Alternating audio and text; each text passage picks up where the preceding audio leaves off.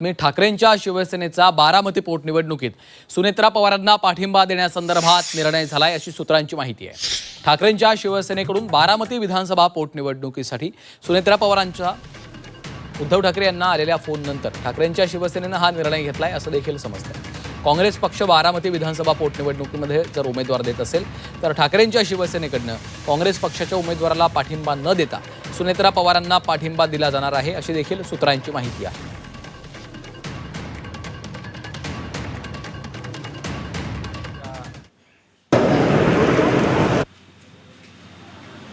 यांनी नक्कीच काल शिवसेना पक्षप्रमुख उद्धव ठाकरे यांच्याशी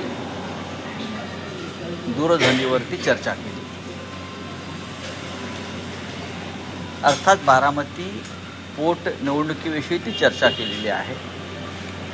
महाराष्ट्रातल्या ज्या दोन पोटनिवडणुका आहेत राहुरी आणि बारामती, त्यातल्या बारामती पोटनिवडणुकीकडे सगळ्यांचं लक्ष आहे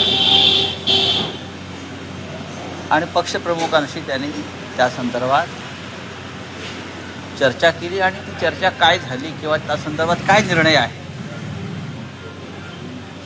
तो लवकरच स्वतः पक्षप्रमुख पत्रकार परिषद घेऊन आपल्याशी संवाद साधेल।